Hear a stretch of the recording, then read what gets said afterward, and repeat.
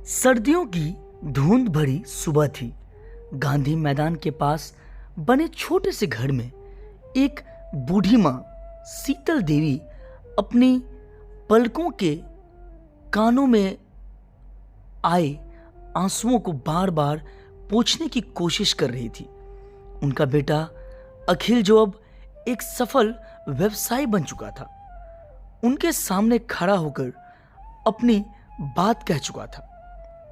माँ, डॉक्टर ने साफ कह दिया कि तुम्हारी आंखों का ऑपरेशन जरूरी है, लेकिन इसके लिए 2 लाख रुपये चाहिए। मेरे पास इतना समय नहीं है कि मैं तुम्हारे लिए इंतजाम करूं। तुम्हारे पास अपनी जमीन तो है, उसे बेच दो। अखिल ने बिना किसी भावुकता के यह बात कही और दरवाजा खोलकर बाहर चला गया। शीतल देवी ने सुना, लेकिन उनकी धड़कनें मानो रुक सी गई। उन्होंने अपने बेटे की आंखों में बचपन की वह मासूमियत याद की, जब वह हर बात के लिए उनकी ओर देखता था। शीतल देवी का मन बीते समय की गलियों में भटकने लगा।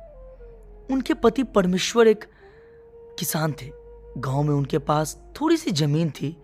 परमेश्वर की अचानक मौत के बाद शीतल ने किसी तरह मेहनत मजदूरी करके अपने बेटे को पढ़ाया लिखाया। वह हमेशा अपने बेटे का भविष्य उज्जवल बनाना चाहती थी। जब अखिल ने इंजीनियरिंग की पढ़ाई के लिए शहर जाने का बात कही तो शीतल ने अपनी चिड़िया बेचकर उसकी फीस भरी थी। तब अखिल ने कहा कि माँ, एक दिन मैं बड़ा आदमी बनूंगा और तुम्हें कभी कोई परेशानी नहीं होने दूंगा। लेकिन अब वही बेटा उनके सामने खड़ा होकर अपनी जिम्मेदारी से पल्ला झाड़ चुका था। वह जमीन जिसका जिक्र अखिल ने किया था, परमेश्वर की निशानी थी। उस जमीन पर शीतल देवी ने अपने पति के साथ जीवन के कई साल बिताए थे। वहां के पेड़ों, मिट्टी और खेतों में उनकी यादें बसी थी। उस जमीन को बेचना उनके लिए अपने अस्तित्व को खोने जैसा था। लेकिन अखिल की बेरुखी ने उनके दिल को बहुत चोट पहुंचाई। उसी शाम शीतल देवी अपनी सहेली गीता के घर गई। गीता ने कहा, शीतल, तेरे बेटे को समझाना होगा। ये कैसे हो सकता है कि जो बेटा तूने अपने खून पसीने से बड़ा किया, वही तेरी मदद से मुंह मोड़ ले। शीतल ने भारी मन से जवाब दिया, क्या समझाऊं मैं गीता? आजकल बच्चों के लिए माँ बाप बोझ बन गए हैं। अखिल के पास बड़ी गाड़ी है, बड़ा घर है, लेकिन उसके दिल में अपनी माँ के लिए कोई जगह नहीं है। अगले दिन शीतल देवी डॉक्टर के पास अकेले गई। डॉक्टर ने कहा, मैडम, ऑपरेशन जरूरी है। जितनी जल्द हो सके पैसे का इंतजाम करिए। देर करने से आपकी दृष्टि पूरी तरह चली जाएगी। शीतल डॉक्टर के क्लिनिक से बाहर आई और सोचने लगी कि क्या सच में उन्हें अपनी जमीन बेचनी पड़ेगी।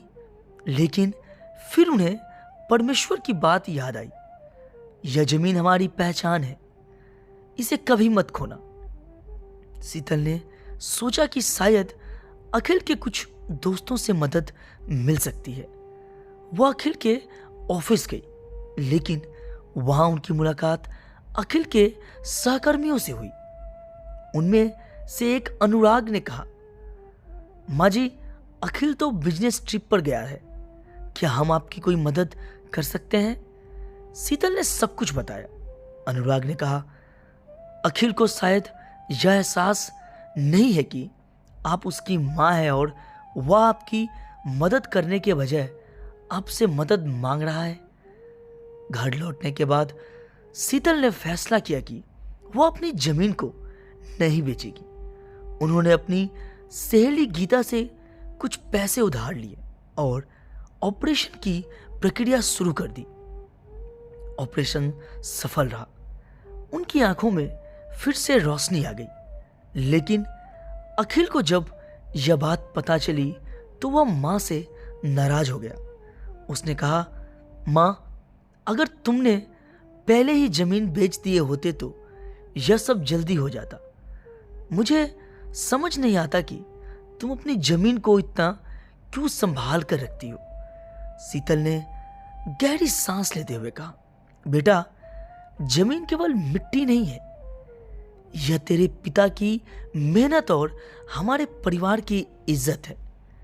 मैंने तुझे पढ़ाया लिखाया, तेरी हर जरूरतें पूरी की। क्या अब मेरे हक नहीं कि तुम मेरी आंखों की रोशनी लौटाने के लिए थोड़ा त्याग करे? अखिल ने कोई जवाब नहीं दिया और घर से चला गया। इस घटना के बाद गांव के कुछ लोग शीतल देवी की मदद के लिए आगे आए।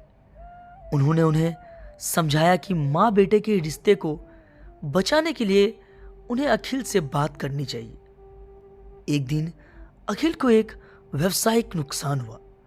वह पूरी तरह टूट गया और मां के पास लौट आया।